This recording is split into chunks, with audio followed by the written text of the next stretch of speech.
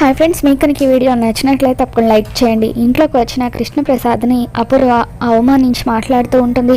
ఈ ఇంట్లో వాళ్ళను కాదనుకుని వెళ్ళిపోయావు కదా, మళ్ళీ ఎందుకు వచ్చావని చెప్పి అంటూ ఉంటే అప్పుడు చెర్రీ, పోనీలే అత్తయ్య, నాన్న వచ్చేసారు కదా, ఇప్పుడు ఎందుకు గొడవ అని చెప్పి అంటూ ఉంటాడు. నీకు తెలీదురా, నువ్వు ఊరుకో.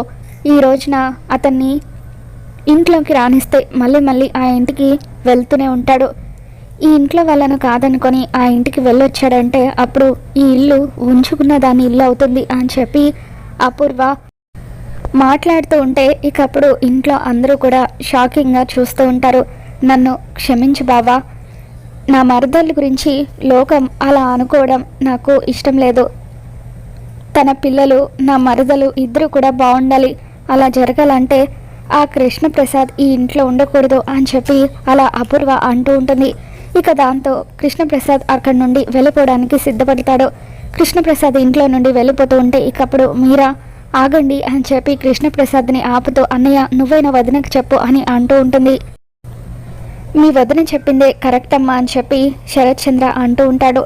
వదిన ఆయన ఆ ఇంటికి వెళ్ళరు, నేను చెబుతున్నాను కదా, వెళ్ళకుండా మేము చూసుకుంటాం, ప్లీజ్ వదిన దయచేసి ఆయనను ఇంట్లోకి రానివ్వండి అని చెప్పి మీరా బతిమలాడుతూ ఉంటుంది. లేదు మీరా, నీకు తెలీదు, అతనికి నీకంటే ఆ ఇంట్లో మనుషుల మీదే ప్రేమ ఉంది, అందుకే అక్కడికి వెళ్ళడానికి సిద్ధపడ్డాడు అని చెప్పి అపూర్వ అంటూ ఉంటుంది.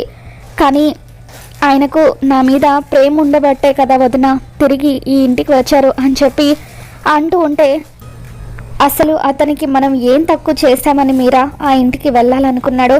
ఆఫ్టర్ ఆల్ గుమస్తాని ఈ ఇంటికి అల్లుడిని చేశాము, ఆస్తి అంతస్తు చేతిలో పెట్టాము, ది గ్రేట్ శరత్ చంద్ర బావగారు అనే పొజిషన్ని ఇచ్చాము. ఇన్ని ఇచ్చినా కూడా ఇంకా ఆ ఇంట్లో వాళ్ళ గురించే అతను ఆలోచిస్తున్నాడు. రేపు మళ్ళీ మళ్ళీ ఆ ఇంటికి వెళ్తూనే ఉంటాడు. ఏదో ఒకరోజు అక్కడే తిష్ట వేసుకొని కూర్చుంటాడు. అందుకే అతన్ని వెళ్ళనివ్వు మీరా అని చెప్పి అపూర్వ అంటూ ఉంటే, సరే వదిన, నా భర్తని ఇంట్లోకి రానివ్వరు కాబట్టి నేను కూడా ఒక నిర్ణయం తీసుకున్నాను, నా భర్తతో పాటే నేను కూడా వెళ్ళిపోతాను అని చెప్పి అంటూ ఉంటుంది. భర్త ఉన్న చోటే భార్య కూడా ఉండాలని అంటారు కదా, అందుకే నేను, నా భర్త, పిల్లలం మేమంతా కూడా ఇంట్లో నుండి వెళ్ళిపోతామని చెప్పి మీరా అంటూ ఉంటే, ఏంటి మీరా నువ్వు అనేది, అతని కోసం నువ్వు ఇంట్లో నుండి వెళ్ళిపోతావా, మీ అన్నయ్యని వదిలేసి వెళ్ళిపోతావా? సరే, నీ నిర్ణయం కూడా అదే అయితే నువ్వు కూడా వెళ్ళిపో అని అపూర్వ అంటుంది. శరత్ చంద్ర అపూర్వ మీద మండిపడుతూ ఉంటాడు. ఏంటి అపూర్వ నువ్వు అనేది, తప్పు చేసింది కృష్ణప్రసాద్ అయితే శిక్ష నా చెల్లెలు అనుభవించాలా అని చెప్పి అంటూ ఉంటాడు. దాంతో అపూర్వ, నన్ను క్షమించిపావా, మీరా అతని కోసం వెళ్ళిపోతానని అంటూ ఉంటే, తండ్రి లాంటి మిమ్మల్ని వదిలేసి వెళ్ళిపోతుంటే ఆ బాధలో నేను అలా మాట్లాడనే తప్ప కావాలని కాదు అని చెప్పి అపూర్వ అంటూ ఉంటుంది.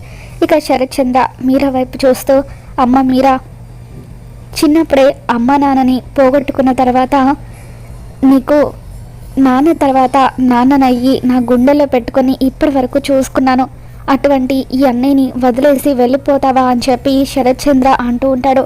మరి ఏం చేయమంటావు అన్నయ్య, ఇప్పుడు ఇందాక వదిన అంది కదా ఆయన ఆ ఇంటికి వెళ్తే ఈ ఇల్లు ఉంచుకున్న దాని ఇల్లు అవుతుందని, మరి ఇప్పుడు కూడా ఆయన వెళ్ళిపోయిన తర్వాత నేను ఇక్కడే ఉంటే మొగుడు వదిలేశాడని నన్ను ఈ లోకం అంటుంది, అలాగే నీ చెల్లెలు మొగుడు వదిలేశాడని నిన్ను కూడా ఈ లోకం అవమానిస్తుంది, అందుకే నేను ఆయనతో పాటే వెళ్ళిపోదామని నిర్ణయించుకున్నాను అని చెప్పి మీరా అంటూ ఉంటుంది.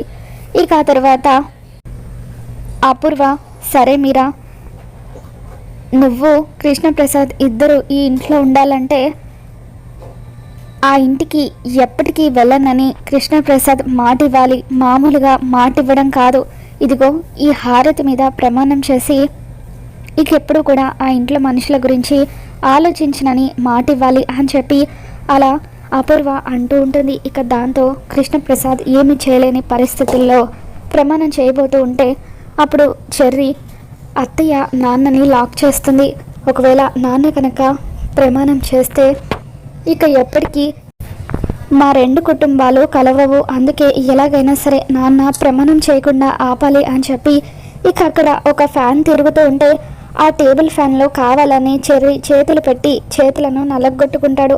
ఇక అలా కృష్ణప్రసాద్ ప్రమాణం చేయకుండా చర్య ఆపగలుగుతాడు. మరోపక్క శారద ఒక చోట కూర్చొని ఏడుస్తూ ఉంటే అప్పుడే గగన్ అక్కడికి వస్తాడు. శారద దగ్గర కింద కూర్చొని గగన్ బాధపడుతూ ఉంటే, ఏంటి గగన్ నువ్వు ఏడుస్తున్నావా అని చెప్పి శారద అడుగుతూ ఉంటుంది. అవునమ్మా, నేను ఏ విషయంలో కూడా తప్పు చేయను, కానీ ఒక్కోసారి నీ విషయంలో తప్పు చేస్తున్నానేమో అనిపిస్తుంది, అది కూడా ఆ మనిషి విషయంలో. ఎందుకంటే నేను ఆ మనిషిని ద్వేషిస్తున్నానని నువ్వు కూడా ద్వేషించాలని లేదు కదా. నేను ఎవరి విషయంలో భయపడను, కానీ నీ విషయంలో భయపడుతున్నాను. నువ్వు నన్ను వదిలేసి వెళ్ళిపోతావేమోనని నాకు భయంగా ఉందమ్మా. ఒకవేళ నీకు నా మీద కోపం ఉంటే నన్ను కొట్టు తిట్టు, కానీ నన్ను మాత్రం వదిలేసి వెళ్ళిపోకమ్మా అని చెప్పి అలా గగన్ ఏడుస్తూ ఉంటే, ఒరే గగన్ అని చెప్పి అలా శారద గగన్ని ఓదారుస్తూ ఉంటుంది. చిన్నప్పటి నుండి నేను నిన్ను చూస్తూనే ఉన్నాను కదా, నీకు ఎంత బాధ అనిపించినా కూడా దాని అంతటిని పంటి బిగువన భరిస్తూ పైకి మాత్రం నవ్వుతూ కనిపిస్తావు. ఇప్పుడు కూడా ఆ మనిషిని నేను ఇంతలా మాటలు అంటున్నందుకు లోపల బాధపడుతూ పైకి మంచిగా ఉంటున్నావేమోనని అనిపిస్తుంది. అందుకే ఎక్కడ నన్ను విడిచి వెళ్ళిపోతావేమోనని భయంగా ఉందమ్మా. నాకంటూ నువ్వు తప్ప ఈ లోకంలో ఎవరున్నారు అని చెప్పి గగన్ ఏడుస్తూ ఉంటాడు.